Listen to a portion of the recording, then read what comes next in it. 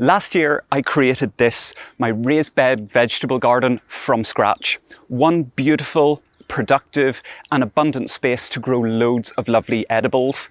But along the way, I've made more than a few mistakes. So today, let's have a look at the mistakes that I've made, why I made them, and most importantly, what you can do to make sure that you don't make the same mistakes also.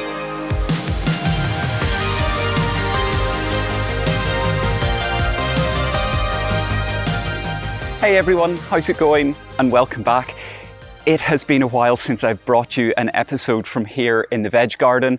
And realistically, that's because over the winter, not that much has been happening here. Saying that though, lots of lovely overwintering crops are still growing and I'm slowly working my way through eating them. I've left my carrots and parsnips in the ground where they can simply be harvested as and when I need them. And I'm still able to nip down here just before dinner to grab a few leaves of rainbow chard or a few salad leaves. It's in these quiet periods in the garden that really are the perfect opportunity to reflect on what's worked, but most importantly, what's not worked. And in my case, there are a few mistakes that I've made over the last year. So I thought that I would share them with you because mistakes, and particularly the mistakes that I've made, feed into much bigger ideas that apply to almost all of us. So prepare yourself for a bit of radical honesty. Okay, so let's talk about the elephant in the room, or in this case, the elephant in the veg garden. Weeds. Because as nice as this space is looking, if you look at it from a distance, it looks okay. But look closer and what can you see? Weeds. Weeds. Weeds. Weeds everywhere. And that's for a couple of reasons. Firstly, I got distracted and possibly just a little bit lazy with other things that were happening in the garden. And I thought, well, there's not much happening in the veg garden in winter. It'll look after itself. Let me tell you, that was the wrong mindset to have. Alongside that, because I still have bits and pieces of nice plants growing, like my parsnips, some beetroot and salsify, I didn't cover the beds with something that was going to block out the light. I also didn't mulch the beds because the soil that's in these beds is still really new and is in really good heart.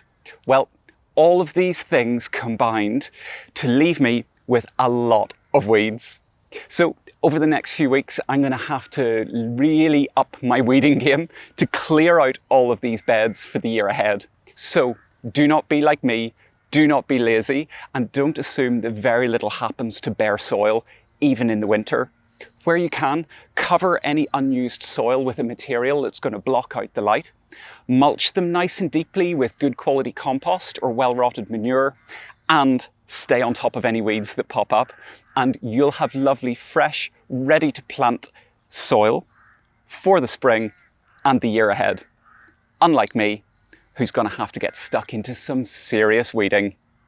I didn't make a big deal about it at the time, but I set 2 of these beds up with probably what is my favourite vegetable ever, asparagus.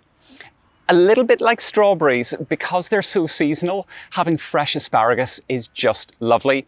But I've never had any of my own plants until now, or at least until last year. So I didn't just plant a few plants. Oh no, I planted 2 full 8-foot by 4-foot beds filled with them. It's a total luxury, but I just couldn't resist. And at the minute, I keep checking and looking to see whether any of the spears are just starting to pop up, and they are. So I'm really excited and I'm hoping for my first ever crop this year. I know that you're meant to wait a little bit, but I might nick just 1 or 2 of them. So where's the mistake, I hear you ask? Well, it's here. I decided to interplant them. One bed interplanted with autumn fruiting raspberries and the other a line of thornless blackberries. Bad idea, end of. The autumn fruiting raspberries sucker, and already I've seen the starts of suckers elsewhere in the bed, so ultimately they're going to take over that bed. And the blackberries, well, they are just so long and gangly that they just get tangled up with the asparagus plants, and a bit like the raspberries, they're going to swamp them too if I'm not careful.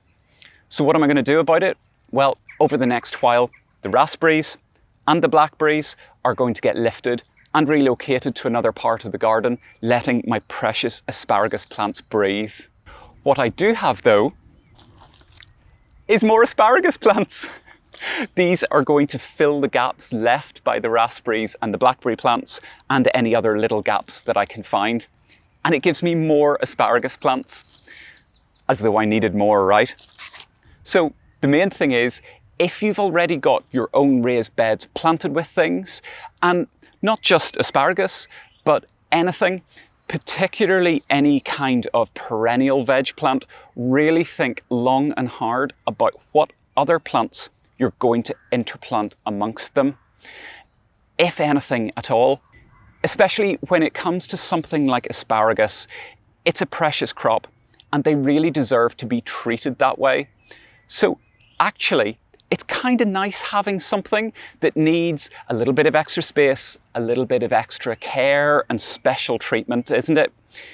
It's a luxury, it's a little bit of decadence in the veg garden. So just bear that in mind, think about what you're interplanting so that you don't have the same issues as me. Sometimes I have an idea that is just plain wrong and ends with failure. If you've been a subscriber to the channel for a while, you'll remember that last year, both of these beds, which currently now have onions and garlic planted in them, were my three sisters' raised beds. Both of these beds were planted with three different types of plant: a corn, a legume, and a squash. In my case, that was baby sweet corn, fire tongue beans, borlotti beans, and butternut squashes. I'd been fascinated by the idea of three sisters planting, and it just seemed to make so much sense to me.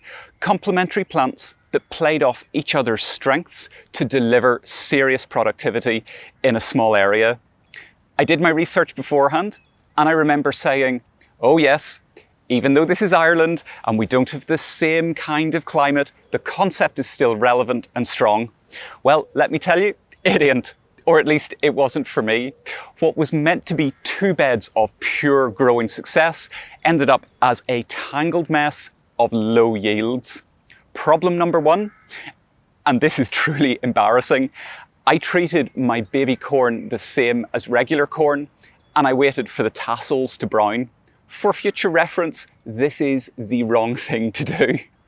Because of this, I waited too long, and although the corn looked gorgeous, it was actually so woody and tough. It was hilarious. After ruining a dinner, the rest unfortunately had to go to compost. Problem number two, the climbing beans actually strangled the growing corn. Particularly, it stopped the flowers from opening properly, so I had to keep coming down and intervening, untwisting parts of the beans to help the corn. Problem number three, whilst the idea of shade for the squashes might be relevant in other climates, in Ireland we don't exactly suffer from too much sun, unlike today. So the butternut squash plants simply didn't develop whatsoever. In the end, what I got was a harvest of woody, inedible baby corn, a small bowl of beans, and 0 butternut squashes. Awesome! Also, when I did some more research, I found that the idea was to let everything develop, dry out, and then you cut down the whole mass of plants and harvest the dried corn, the dried beans, and the squashes. Well, guess what? That is not going to work in a cool, wet climate like here. So, in summary, I can't recommend the Three Sisters planting, certainly in Ireland or the UK, or anywhere that's going to be cool, damp, and temperate. You need a hot, dry climate. It also goes to show that doing a little bit more research beforehand really pays dividends. On the flip side, experimenting with new plants or new planting schemes can be fun, and you never know what success is waiting for you around the corner. Those are just 3 mistakes that I've made over the last year. Trust me, there are loads more that I'm not telling you about, but that's okay. Learning from our mistakes is really valuable, as cliche as that sounds. So I'm sure you can certainly learn from mine too. And the great thing about gardening and growing is that you actually have year after year to learn, tweak, change, and repeat your way all the way to success. So until next time, see you later.